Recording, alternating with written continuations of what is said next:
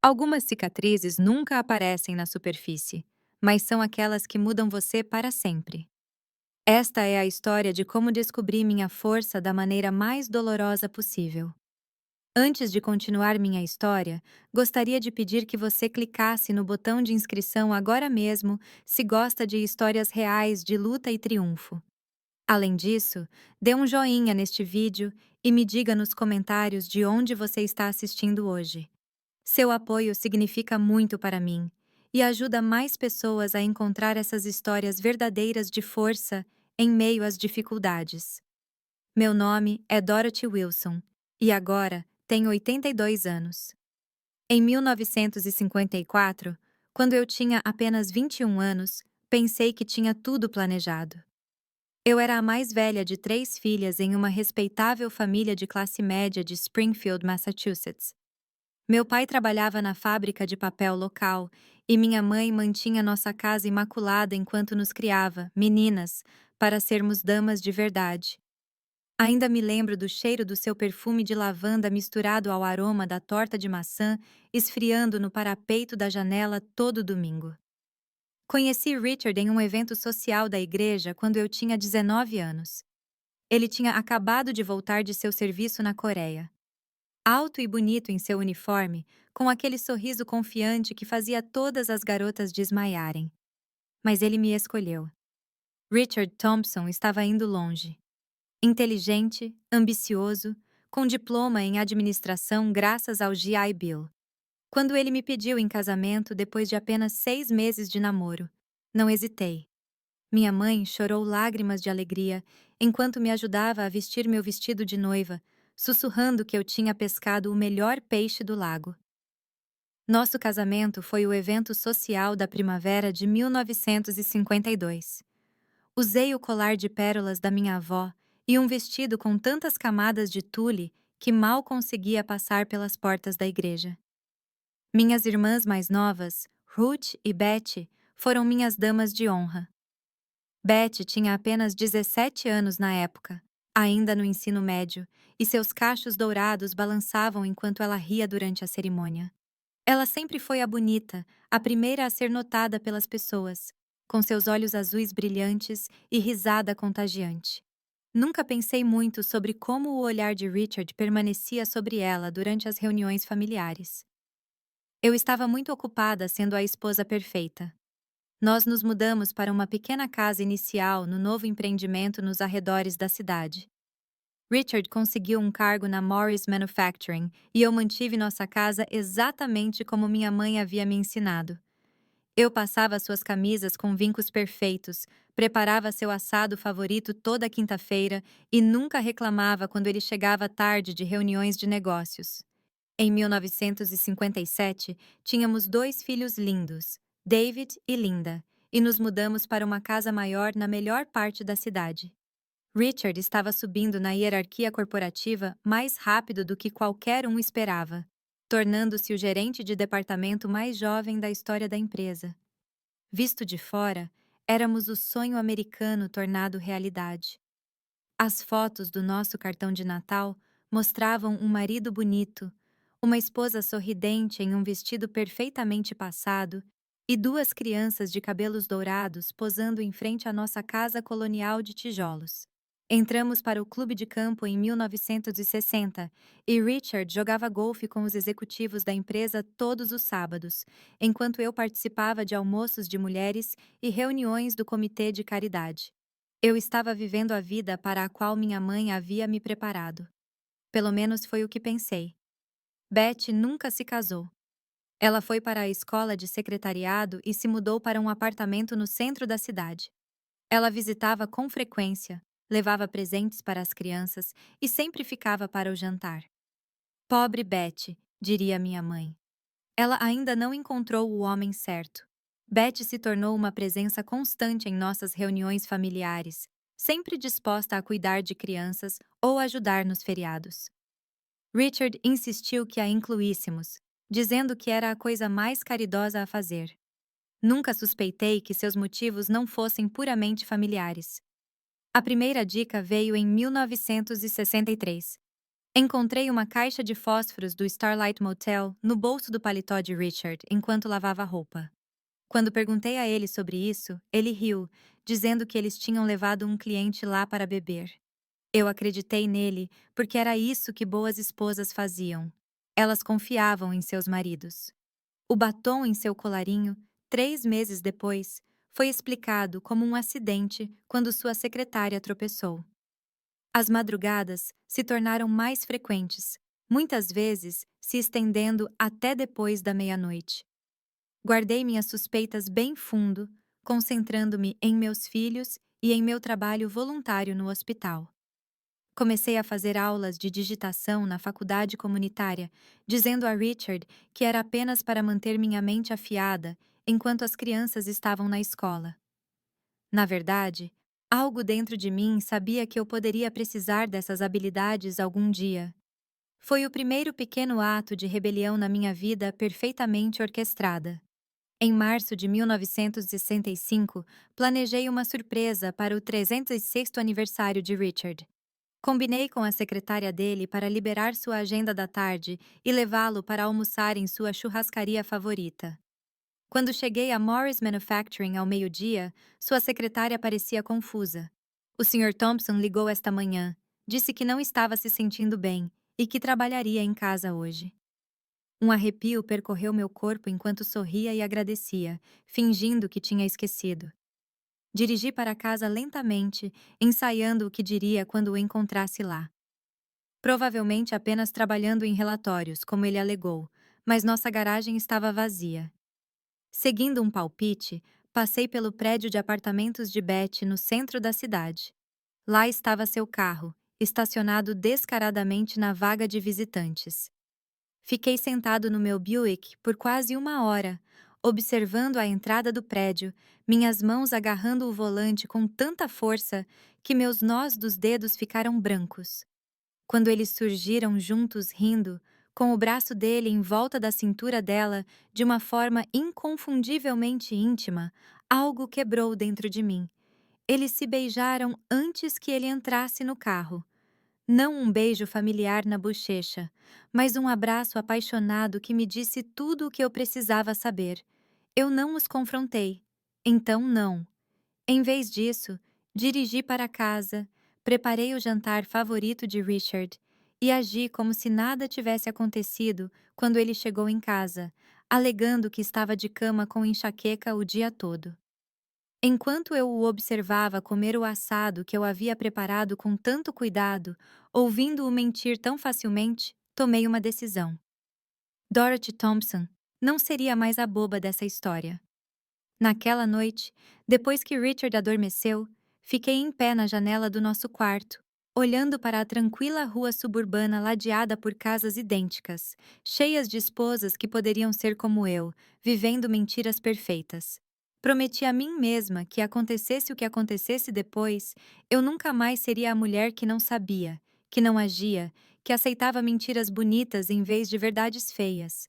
Minha mãe me criou para ser uma boa esposa, mas ela nunca me ensinou o que fazer quando ser boa não era o suficiente. Richard mal sabia que sua traição havia plantado uma semente em mim, uma semente que se transformaria na vingança mais elaborada que uma dona de casa dos anos 1960 poderia imaginar, e que começaria com uma simples candidatura a um emprego no mesmo escritório de advocacia que cuidava de todos os assuntos legais da Morris Manufacturing. Quando a primavera deu lugar ao verão em 1965, deixei de ser Dorothy Thompson, a perfeita dona de casa suburbana, e me transformei em alguém que mal reconheci no espelho.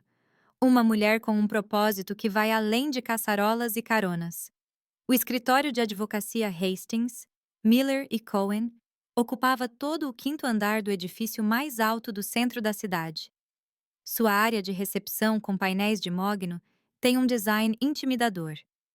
Eu vestia meu melhor terno azul com um lenço de seda no pescoço, segurando meu currículo recém-digitado com mãos trêmulas. Senhora Thompson, disse o Sr. Cohen, analisando minha inscrição com olhos céticos. Suas habilidades de digitação são adequadas, mas normalmente contratamos mulheres mais jovens, sem obrigações familiares. Sua ênfase nas duas últimas palavras deixou claro o que ele queria dizer. Mulheres casadas com filhos não eram consideradas funcionárias confiáveis. Meus filhos estão na escola o dia todo, Sr. Cohen. Respondi com uma calma que não sentia. E acredito que confiabilidade é demonstrada, não presumida. Fiz uma pausa antes de acrescentar. Também acredito que o senhor cuida do trabalho contratado para a Morris Manufacturing, onde meu marido é gerente de departamento. Suas sobrancelhas se ergueram ligeiramente. Mencionar Richard era um risco calculado.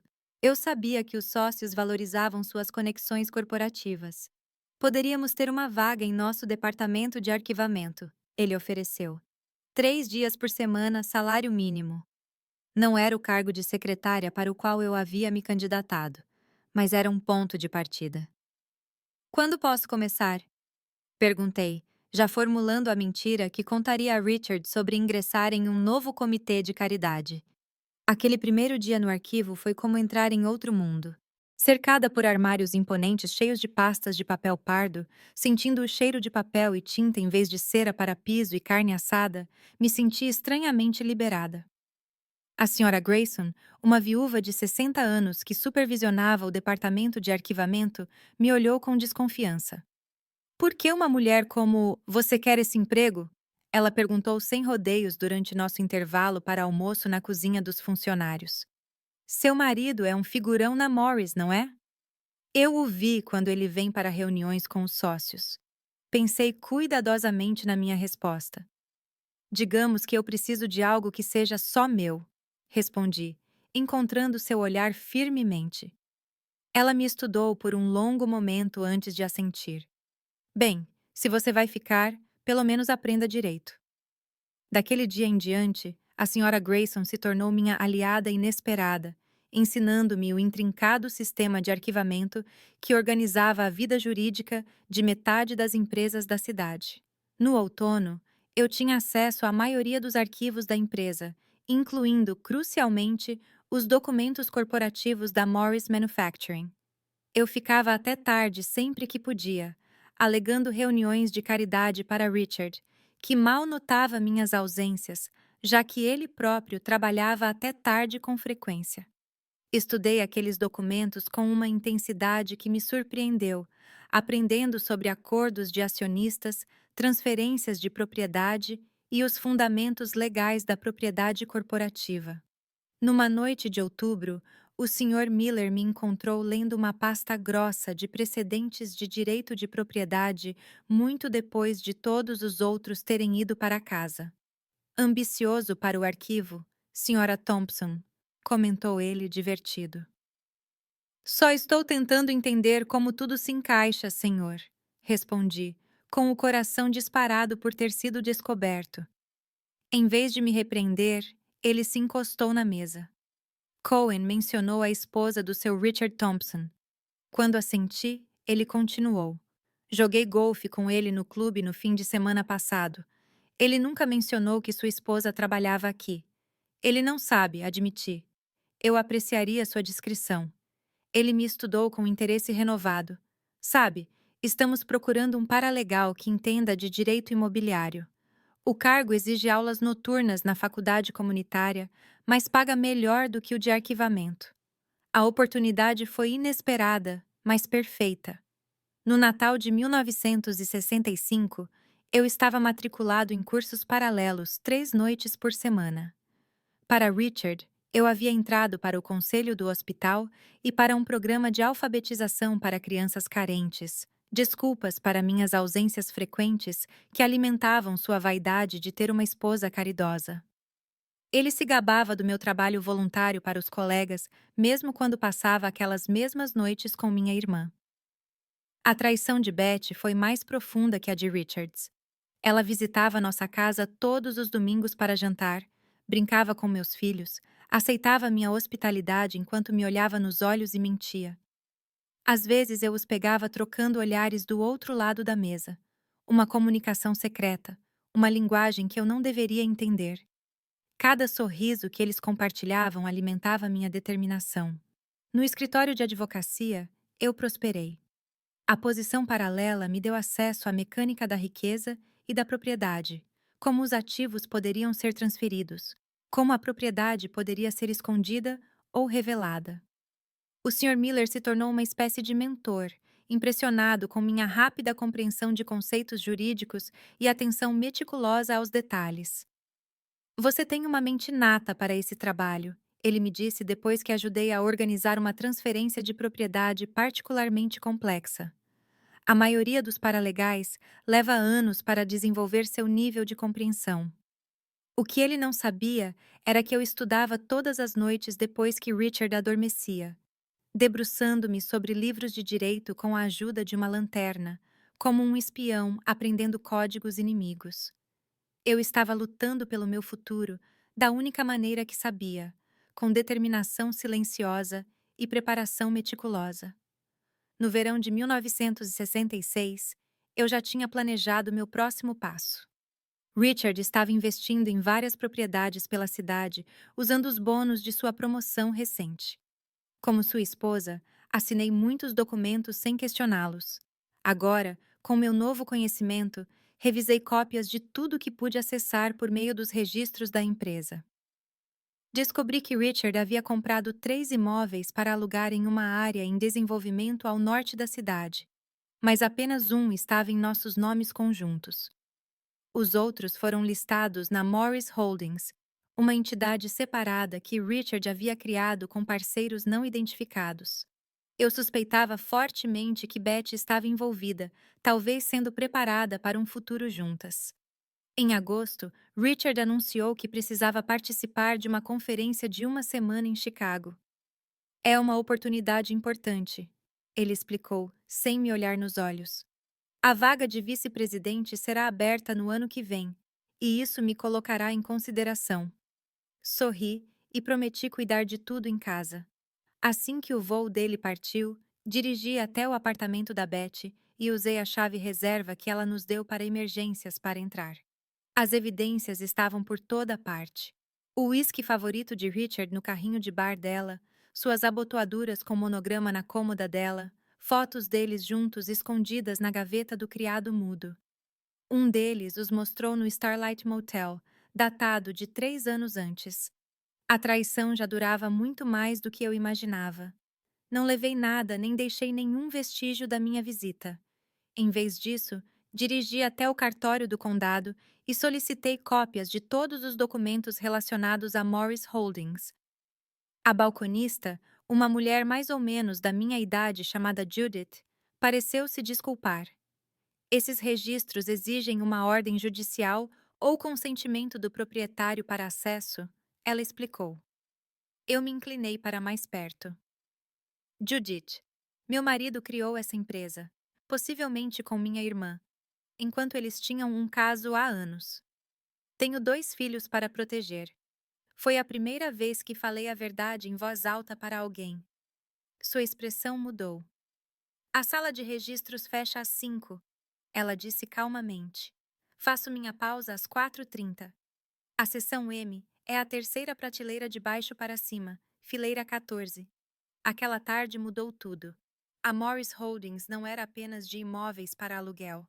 Era para lá que Richard canalizava uma parcela significativa de sua renda, provavelmente para construir uma vida com Betty que não me incluísse. Mas ele cometeu um erro crítico. Nos documentos originais de constituição apresentados antes do início do caso, ele me listou como proprietário de 40%, provavelmente para evitar certas implicações fiscais. Munido desse conhecimento, marquei uma reunião com o Sr. Miller, não como funcionário, mas como cliente. Quando lhe mostrei o que havia encontrado, ele assobiou baixinho. Dorothy, você tem certeza de que quer continuar com isso? Ele perguntou. Esses assuntos costumam ficar complicados, principalmente quando há envolvimento da família. Vivo nessa confusão há anos sem saber, respondi. Prefiro encarar isso conscientemente agora. Durante o outono e o inverno de 1966, trabalhei com o Sr. Miller para documentar tudo metodicamente. Rastreamos movimentações financeiras, aquisições de propriedades e evidências do caso. Enquanto isso, em casa, eu mantinha a fachada perfeita, recebendo os sócios de Richard para jantar, participando de eventos da empresa de braço dado com ele e até convidando Betty para férias.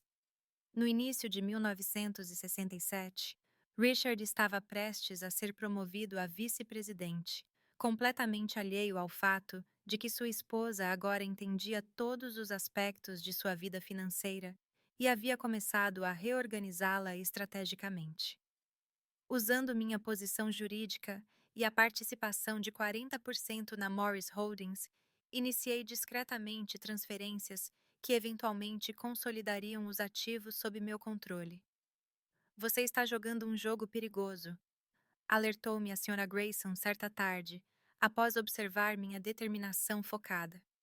Homens como seu marido não perdem graciosamente.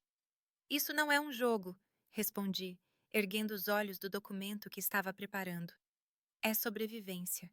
O que Richard e Beth nunca entenderam foi que eu não estava apenas lutando por dinheiro ou propriedade. Eu estava recuperando minha dignidade pedaço por pedaço, documento por documento.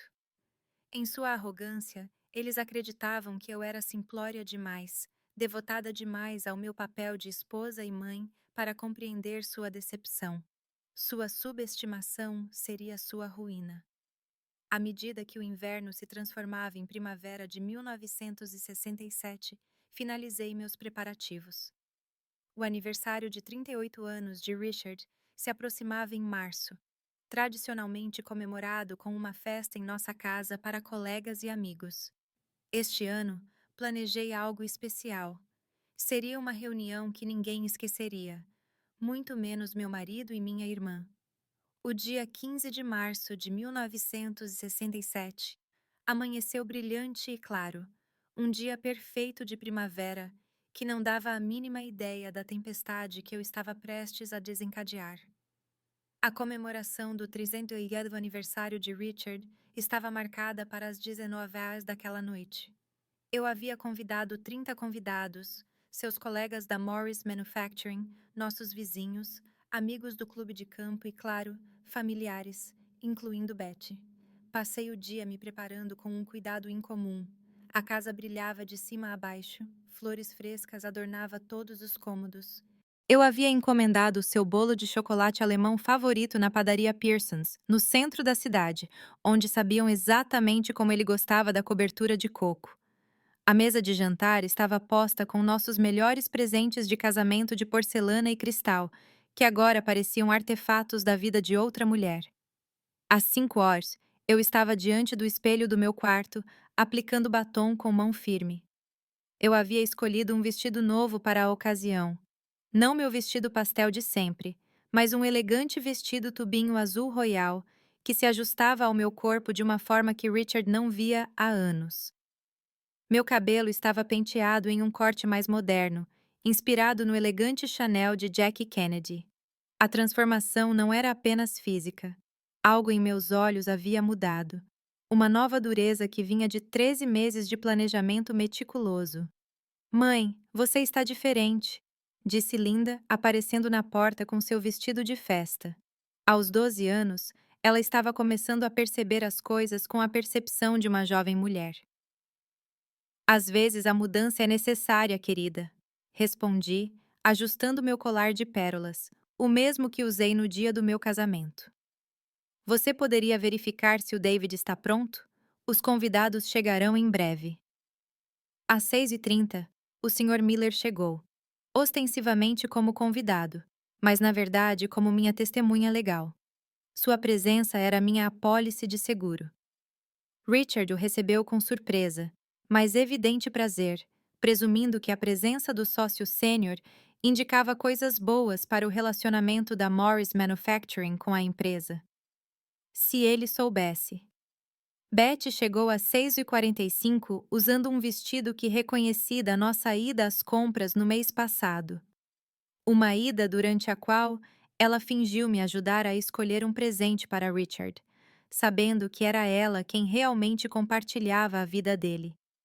Ela me beijou no rosto e me entregou um pacote embrulhado. "Você se superou, Dot", disse ela, olhando ao redor para os elaborados preparativos. O lugar parece maravilhoso. Eu queria que tudo fosse perfeito.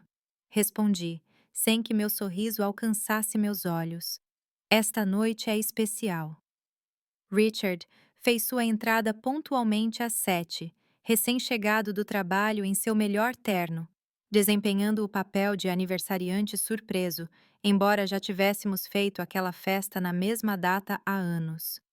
Ele aceitou felicitações e apertos de mão com charme de treino, seu braço ocasionalmente roçando no de Betty enquanto circulavam pela multidão separadamente, mas em órbita obviamente inconsciente um do outro. O jantar foi servido às 8. Carne assada com todos os acompanhamentos, servida por uma equipe de buffet que eu havia contratado para a noite. Mais um desvio dos meus costumeiros eventos caseiros. Richard arqueou as sobrancelhas diante da extravagância, mas pareceu satisfeito com a impressão que causou em seus colegas. Observei-o comandando a corte à cabeceira da mesa, tão confiante em sua posição, tão certo de seu controle sobre nossas vidas. Depois do jantar, enquanto os convidados se misturavam na sala de estar com coquetéis, acenei para a senhora Grayson, que havia chegado atrasada, como planejado. Ela subiu as escadas sem ser notada e voltou minutos depois com um aceno sutil. Tudo estava no lugar. Às 9h30, bati uma colher no meu copo de cristal, pedindo atenção. A sala ficou em silêncio enquanto todos os olhares se voltavam para mim. Obrigada a todos por terem vindo comemorar o aniversário do Richard. Comecei, com a voz firme apesar das batidas do meu coração. Depois de 15 anos de casamento, aprendi que as surpresas mantêm o relacionamento emocionante. Uma risada cúmplice percorreu a sala. Richard sorriu indulgentemente de sua poltrona, com um uísque na mão. "O que você andou fazendo, Dorothy?" perguntou ele, com uma pitada de curiosidade genuína, rompendo seu afeto praticado. "Preparei um presente especial este ano", continuei sorrindo.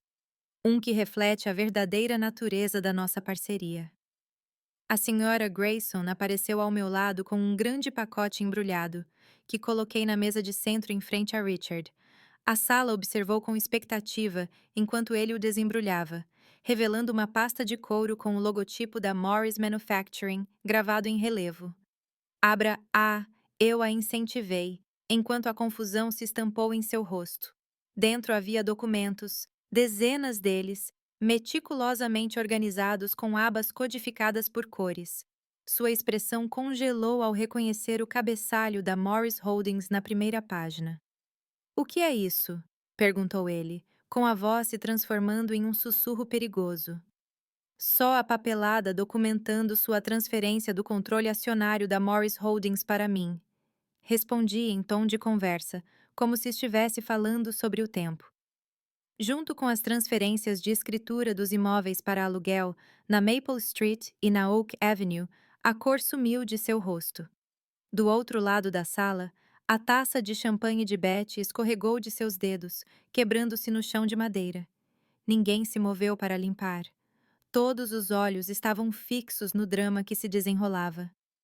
"Deve haver algum engano", disse Richard, tentando dar uma risada que soou mais como um suspiro. "Dorothy não sabe nada sobre negócios. Pelo contrário", o Sr. Miller interrompeu suavemente, dando um passo à frente. "A Sra. Thompson desenvolveu bastante experiência em direito corporativo no ano passado. Essas transferências são completamente legítimas, assinadas por você, autenticadas em cartório e devidamente arquivadas." Murmúrios confusos se espalharam pela sala enquanto os convidados tentavam entender a situação. Richard folheou freneticamente o portfólio, sua compostura se desfazendo a cada página. "Você não pode fazer isso." Ele sibilou baixo o suficiente para que apenas os mais próximos pudessem ouvir. "Você não entende o que está fazendo." "Entendo perfeitamente", respondi. "Assim como entendo a natureza de suas viagens de negócios e reuniões tardias." Virei-me para encarar o público. "Amigos, peço desculpas pelo constrangimento, mas já que estamos todos aqui, família, amigos, colegas, Pensei que seria eficiente anunciar algumas mudanças. Tirei do meu bolso uma pequena pilha de fotografias e as levantei. Estas são cópias. Tenho os originais em um lugar seguro. Eles mostraram claramente Richard e Betty entrando e saindo do Starlight Motel em várias datas, cada uma delas com data e hora registradas e documentadas. Um suspiro coletivo percorreu a sala. Betty levou a mão à boca, com lágrimas nos olhos. Richard se lançou para pegar as fotos, mas eu recuei suavemente. Imediatamente continuei, minha voz soando clara no silêncio atordoado. Assumirei a gestão da Morris Holdings e seus ativos. Também assumirei um papel mais ativo em nossos assuntos financeiros. Fiz uma pausa, encontrando o olhar de Richard, incluindo sua posição na Morris Manufacturing. O que você está falando? Ele gaguejou. O Sr. Miller deu mais um passo à frente. A Sra. Thompson agora controla a participação de 15% na Morris Manufacturing, anteriormente detida pela Morris Holdings. Somando as ações que já estão em seu nome, vindas do seu portfólio conjunto, ela agora tem influência significativa no conselho. O vice-presidente da Morris Manufacturing, Chester Williams, pousou sua bebida com um baque. Isso é verdade, Thompson? Você estava administrando uma empresa paralela usando conexões corporativas. O rosto de Richard se contorceu de fúria enquanto suas vidas profissional e pessoal implodiam simultaneamente. Ele se virou para Betty em desespero, mas ela já estava recuando em direção à porta, com o rímel escorrendo pelas bochechas. Dorothy, por favor, disse Richard, sua voz caindo para um sussurro suplicante. Podemos discutir isso em particular. O que você quiser, o que eu quiser. Interrompi calmamente. Já está neste portfólio, assinado, selado e entregue.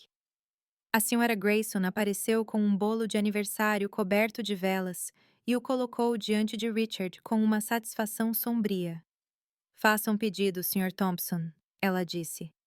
Acredito que você vai precisar. Um por um, os convidados começaram a inventar desculpas estranhas para ir embora. Os colegas de Richard evitaram contato visual, já se distanciando de sua queda. Betty saiu sem se despedir, nem mesmo de mim, sua irmã, cuja vida ela ajudou a desfazer fio por fio. Em 30 minutos, só Richard, as crianças, que estavam lá em cima até o bolo. O Sr. Miller, a Sra. Grayson e eu permanecemos. David e Linda sentiram a tensão, mas não entenderam sua origem. Podemos comer bolo agora? David perguntou, alheio ao drama adulto. Claro, querido, respondi, cortando-lhe uma fatia generosa. Afinal, ainda é aniversário. Richard observou, atordoado, seus filhos saborearem o bolo e percebeu a realidade da situação. Quando terminaram e voltaram para o andar de cima, ele finalmente falou. O que acontece agora? Ele perguntou, sem nenhuma pretensão. Agora, eu disse, sentando-me em frente a ele. Nós discutimos os termos. Você pode lutar comigo e perder tudo, incluindo sua reputação e carreira, ou pode aceitar o novo acordo, que é mantermos as aparências. Você mantém seu emprego por enquanto, mas com minha supervisão. Vivemos como uma família enquanto as crianças estão em casa. Seu relacionamento com Betty termina hoje. Inclinei-me para a frente. Em troca, não compartilho essas fotos com a diretoria, nem peço divórcio publicamente alegando adultério. Suas mãos tremiam ao fechar o portfólio. Você pensou em tudo. Eu tive uma excelente motivação, respondi. E bastante tempo enquanto você esteve com minha irmã depois que o Sr. Miller e a Sra. Grayson partiram. Richard e eu ficamos sentados em silêncio em meio aos destroços da festa. Copos sujos, bolo meio comido e os restos despedaçados da vida que fingimos ter. Nunca pensei que você fosse capaz disso, disse ele finalmente, com uma mistura de medo e admiração relutante na voz. Esse foi o seu erro, respondi, levantando-me para começar a limpar a mesa. Um de muitos. Naquela noite, Richard dormiu no quarto de hóspedes. Eu fiquei acordada em nossa cama, nem triunfante nem devastada, apenas resoluta. O caminho à frente seria difícil. Navegar em um casamento que agora era mais um acordo comercial do que um relacionamento. Proteger meus filhos da verdade nua e crua e reconstruir minha vida nos meus próprios termos. Mas, pela primeira vez desde que encontrei o carro de Richard em frente ao apartamento de Betty, senti algo como paz. Não porque eu tivesse vencido. Não havia vencedores nesta triste história, mas porque eu me recusara a ser uma vítima silenciosa. A dona de casa dos anos 1950 que eu havia sido criada para ser, havia se transformado em algo completamente diferente. Uma mulher que nunca mais confundiria submissão com virtude ou silêncio com força. Ao amanhecer de 16 de março de 1967, Dorothy Thompson, bela esposa, irmã traída, mulher subestimada, deixou de existir. Em seu lugar estava Dorothy Wilson Thompson, arquiteta de seu próprio destino e capitã de um navio do qual ela havia se livrado de mãos traiçoeiras. A jornada não havia terminado, mas pelo menos agora eu era quem traçava o curso. Na manhã seguinte ao aniversário de Richard, nossa casa parecia o campo de batalha silenciou. O café da manhã foi um momento sem palavras. Richard evitou meus olhos, as crianças sentindo a tensão, mas incapazes de nomeá-la. Quando ele saiu para o trabalho, seu beijo na minha bochecha foi mecânico. Uma encenação para as crianças, em vez de um gesto de afeto. Quando a porta da frente se fechou atrás dele, me permiti um momento de dúvida. Teria ido longe demais? A resposta veio rapidamente quando me lembrei da fuga chorosa de Betty da festa. Não, eu estava apenas começando. Aquela primavera se desenrolou de forma diferente de qualquer outra na minha vida de casada. Richard manteve uma distância fria, chegando em casa exatamente às 6 horas, conversando informalmente durante o jantar e se retirando para o quarto de hóspedes, que havia se tornado oficialmente o escritório do papai em nossa ficção familiar. As crianças aceitaram essa explicação sem questionar, tendo se acostumado à ausência emocional do pai muito antes da física. Betty saiu da cidade sem se despedir. Seu apartamento foi esvaziado durante a noite e um endereço de encaminhamento registrado nos correios levou a Seattle. O mais longe possível de Massachusetts que ela poderia ir. Minha mãe ligou, confusa com a partida repentina de Betty. Ela disse que era uma oportunidade de emprego. A mãe explicou, com a voz fraca do outro lado da linha. Mas tudo aconteceu tão rápido. Vocês dois tiveram um desentendimento? Algo assim, respondi, sem vontade de abalar o mundo da minha mãe com a verdade. Ela tinha 72 anos agora. Alguns fardos eram só meus para carregar. Na Morris Manufacturing, a posição de Richard se tornou cada vez mais precária. Chester Williams, o vice-presidente que havia comparecido à festa de aniversário, me chamou ao seu escritório no final de abril, uma atitude sem precedentes que gerou repercussão nos boatos da empresa. Senhora Thompson? Ele me cumprimentou, levantando-se de trás de sua mesa imponente. Obrigado por vir, Sr. Williams, respondi, ocupando o lugar oferecido com a postura confiante que havia praticado no espelho. Agradeço sua discrição neste assunto. Ele me observou com um respeito renovado, tão diferente dos tapinhas condescendentes no braço que eu recebia nas festas de Natal da empresa ao longo dos anos. Serei direto. O conselho está preocupado com os envolvimentos pessoais de Richard afetando o julgamento da empresa. Esse empreendimento imobiliário contorna vários limites éticos. Eu entendo perfeitamente, eu disse. É por isso que dissolvi a Morris Holdings e reestruturei os ativos. A documentação está com o seu departamento jurídico. Ele pareceu surpreso. O senhor tem estado ocupado. A necessidade é bastante motivadora, Sr. Williams. Ele assentiu lentamente. A vice-presidência que Richard almejava. Não é mais uma possibilidade para ele. Eu presumi isso. No entanto, ele continuou, inclinando-se para a frente. Valorizamos a estabilidade e a discrição. Se Richard aceitar uma mudança lateral para o escritório da Filadélfia, podemos evitar qualquer situação pública complicada. A empresa, é claro, ajudaria com as despesas de mudança. A oferta me surpreendeu, não apenas pela generosidade, mas pelo momento oportuno. Você pensou bastante nisso. O conselho se reúne semanalmente, Sra. Thompson. Respondeu ele com um leve sorriso. Este assunto tem sido nossa principal discussão desde sua iluminada comemoração de aniversário. Naquela noite, apresentei a opção Filadélfia a Richard enquanto estávamos sentados na sala de estar depois que as crianças foram dormir. Nosso novo ritual de negociação civilizada. Filadélfia, repetiu ele, girando gelo em seu copo de uísque. Essa é a sua solução. É a solução do conselho, corrigi calmamente. A alternativa é a demissão, possivelmente com consequências legais, dependendo do que mais eles descobrirem quando começarem a analisar a Morris Holdings mais de perto. Ele esvaziou o copo. E você e as crianças? Devo me mudar sozinho? Eu já havia previsto essa pergunta. Manteremos duas famílias. As crianças terminarão o ano letivo aqui e depois passarão o verão com você. Avaliaremos arranjos mais permanentes no outono.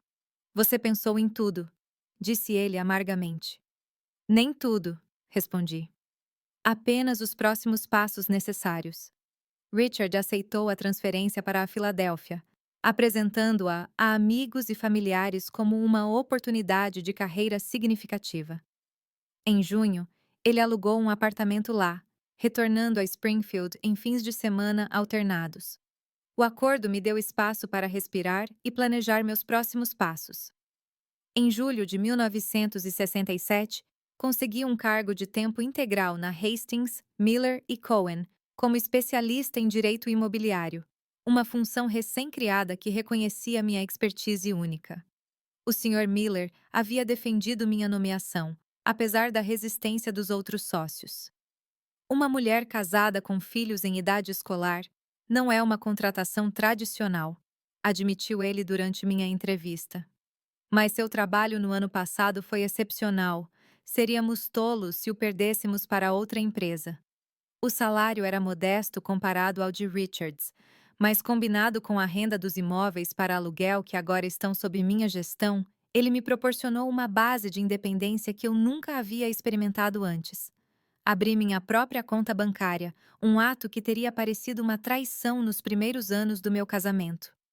Quando as crianças se juntaram a Richard na Filadélfia para passar o verão, eu me permiti uma semana de solidão na casa que tinha sido minha linda prisão. Caminhei por salas vazias, tocando em móveis e fotografias, confrontando memórias doces e dolorosas. No sétimo dia, comecei a fazer mudanças. Repintar o quarto principal com um rico tom de vinho que Richard teria odiado. Substituir as cortinas florais por linhas limpas e modernas. Mover os móveis para criar um escritório no que antes era o quarto de hóspedes de Betty. Em setembro, quando Linda e David retornaram para o ano letivo, eles encontraram não apenas uma casa redecorada, mas uma mãe transformada. Eu estava mais magra, meu guarda-roupa foi atualizado com vestidos estruturados e calças sob medida que escandalizavam algumas das esposas do country club, mas ganhavam sutis acenos de aprovação de mulheres mais jovens. Eu dirigia para o trabalho todas as manhãs, com a pasta na mão, e voltava a tempo de preparar o jantar, provando que ambição e maternidade não eram mutuamente exclusivas. Mãe, você e o papai vão se divorciar? Linda perguntou uma noite enquanto lavávamos pratos juntos. Aos 13 anos, ela era perceptiva além da sua idade. Estamos encontrando uma nova maneira de ser uma família, respondi cuidadosamente. Às vezes, os adultos precisam de espaço para descobrir as coisas. É por causa da tia Betty? Ela insistiu, surpreendendo-me com sua perspicácia. Quando não respondi imediatamente, ela continuou. Eu os vi uma vez no parque, quando eles não sabiam que eu estava lá. Estavam de mãos dadas, como você e papai nunca fazem. Meu coração doeu por sua inocência perdida. Adultos cometem erros, querida. Erros complicados. Gosto mais de você agora, disse ela de repente com o rosto jovem e solene. Você sorri com os olhos, não apenas com a boca. Sua observação permaneceu comigo, uma pedra de toque durante os momentos difíceis dos meses que se seguiram. Richard lutou contra a separação de maneiras sutis, esquecendo-se de enviar os cheques de pensão alimentícia, ligando para as crianças para reclamar da solidão, fazendo visitas surpresa que atrapalhavam nossas novas rotinas. Cada manipulação era recebida com uma resolução calma da minha parte. Nossas batalhas eram conduzidas por advogados em vez de vozes elevadas. Na primavera de 1968, o país estava em turbulência por causa do Vietnã e dos direitos civis, assim como minha vida pessoal. Richard pediu o divórcio, alegando deserção, uma acusação ridícula dadas as circunstâncias, mas que ameaçava minha reputação e a custódia das crianças. O Sr. Miller me representou, contestando com provas da infidelidade de Richard, que haviam sido cuidadosamente retido até que seja absolutamente necessário. Na manhã em que o advogado de Richard recebeu nossa resposta, completa com fotos com carimbo de data e hora e recibos de hotel abrangendo 3 anos. O pedido de deserção foi retirado. Novos termos foram propostos, uma ruptura clara com a generosa pensão alimentícia e a guarda compartilhada. Ele tem medo, explicou o Sr. Miller enquanto analisávamos a oferta em seu escritório. Não apenas da exposição pública, mas de qualquer outra coisa que você possa ter documentado durante seu tempo no escritório. O medo dele serve aos nossos propósitos? Perguntei pragmaticamente. Admiravelmente, ele respondeu com um leve sorriso. O divórcio foi finalizado em junho de 1968. Notável por seus termos generosos em uma época em que mulheres divorciadas frequentemente enfrentavam a ruína financeira. Fiquei com a casa em Springfield, os imóveis para alugar e a guarda primária dos filhos.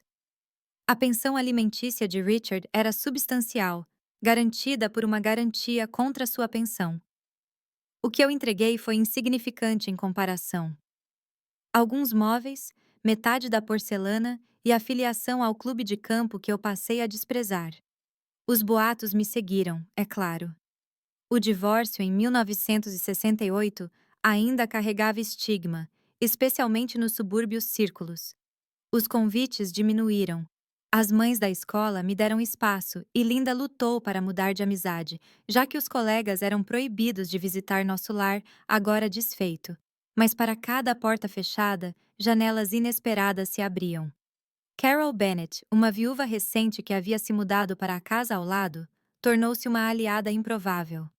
Com quase 50 anos e filhos adultos, ela herdou a seguradora do marido e estava determinada a administrá-la sozinha, apesar da pressão para vendê-la. Esses velhos dinossauros acham que uma mulher não entende tabelas atuariais, confidenciou ela enquanto tomava café certa manhã. Esperem até eles verem meus números trimestrais. Através de Carol, conheci outras mulheres trilhando caminhos não convencionais. Uma farmacêutica que havia assumido os negócios do pai, uma viúva administrando imóveis para aluguel, uma professora divorciada sustentando 3 filhos. Formamos uma rede informal compartilhando cuidados infantis, conselhos de negócios e risadas muito necessárias. Em 1970, minha reputação profissional havia superado meu escândalo de divórcio. Eu estava lidando com transações imobiliárias para várias empresas importantes. Havia expandido o portfólio de aluguéis para 7 imóveis e estava dando um curso noturno sobre direito imobiliário na faculdade comunitária.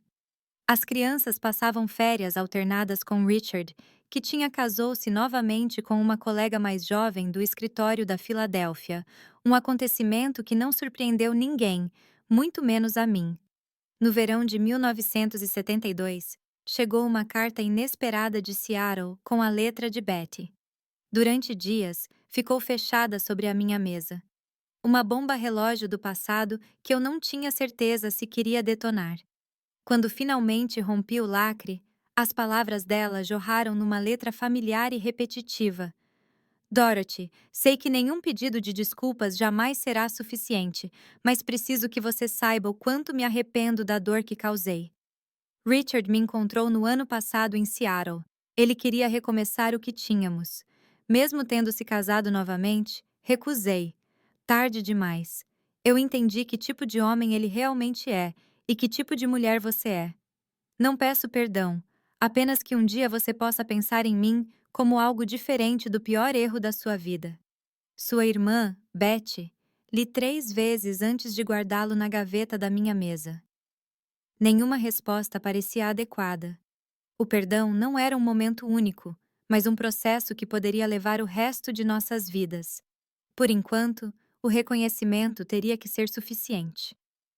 Em dezembro de 1973, Chester Williams ligou com uma proposta inesperada.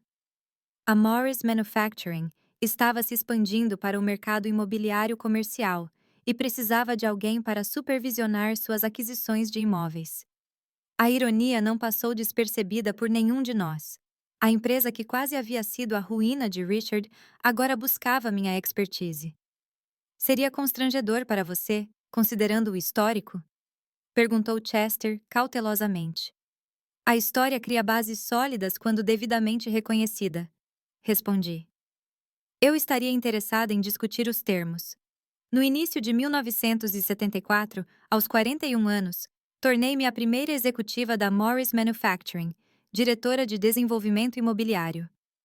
Meu escritório tinha grandes janelas com vista para o centro de Springfield, muito diferente do arquivo sem janelas onde minha transformação havia começado 9 anos antes. A senhora Grayson, agora aposentada, mas ainda uma querida amiga, compareceu à pequena celebração que realizamos após meu primeiro dia. Lembra quando você disse que precisava de algo que fosse só seu? Perguntou ela, erguendo sua taça de champanhe em um brinde. Olhe para você agora. Eu não teria conseguido sem você, respondi com sinceridade. Ela balançou a cabeça. Não, Dorothy, você sempre teve isso dentro de você. Algumas mulheres só precisam da catástrofe certa para descobrir seu poder. Na primavera de 1975, recebi um convite inesperado para palestrar na Associação de Mulheres Empresárias de Springfield, um grupo que havia ignorado minha existência durante o divórcio. O tema era investimento imobiliário para mulheres, mas o verdadeiro assunto era transformação. Enquanto eu estava no pódio, de frente para 60 mulheres de diferentes idades, vi em seus olhos o que antes havia nos meus: incerteza, esperança, determinação. Senhoras, comecei. A sabedoria popular nos diz que a segurança vem de nos apegarmos a homens de sucesso. Minha jornada me ensinou que a verdadeira segurança vem apenas do que você constrói com suas próprias mãos e mente. Durante a hora seguinte, compartilhei conselhos práticos sobre direito imobiliário e estratégias de investimento. Mas, por trás das informações técnicas, havia uma mensagem mais profunda. A catástrofe pode se tornar um catalisador se você se recusar a ser definida pelo que fizeram com você. Depois, uma jovem se aproximou de mim, segurando um caderno cheio de anotações cuidadosas. Senhora Thompson, a senhora acha mesmo possível alguém como eu fazer o que a senhora fez? Observei seu rosto ansioso, vendo ecos do meu eu mais jovem. Qual é o seu nome? Margaret, respondeu ela. Margaret Chen. Margaret, o mundo está mudando mais rápido do que a maioria das pessoas imagina. Eu disse a ela. A questão não é se é possível, mas se você está preparada para persistir quando os outros dizem que não. Ela endireitou os ombros ligeiramente. Acredito que sim. Então sim, eu disse sorrindo abertamente. Não é apenas possível, é inevitável. Naquela noite, sozinha na casa que eu havia recuperado e reconstruído, sentei-me à minha mesa e finalmente escrevi uma breve resposta à carta de Betty, de 3 anos antes. O passado nos moldou. Talvez um dia possamos falar do futuro. Dorothy, a jornada de esposa traída à mulher independente não foi direta nem simples. Ainda havia momentos em que a dor me emboscava, quando as crianças lutavam com a família dividida, quando os profissionais. As portas permaneceram fechadas, apesar das minhas qualificações. Mas aos 42 anos, eu havia construído algo que ninguém poderia tirar. Nem um marido, nem uma irmã, Nem mesmo o próprio tempo, mas o conhecimento inabalável da minha própria capacidade de renascer das cinzas. Como Dorothy Wilson, aos 82 anos, relembrando aqueles anos transformadores, posso dizer o seguinte: às vezes, o maior ato de amor é aquele que você finalmente se dá. Permissão para se tornar a mulher que você sempre quis ser. Se a minha história tocou o seu coração hoje, clique no botão de inscrição e curta este vídeo. Seu apoio ajuda a compartilhar essas jornadas da vida real com outras pessoas que possam precisar ouvi-las. Adoraria saber o que você achou da minha história. Ela ressoou com você? Deixe um comentário abaixo dizendo que parte da minha jornada significou algo para você. Lembre-se, nunca é tarde para reescrever a sua.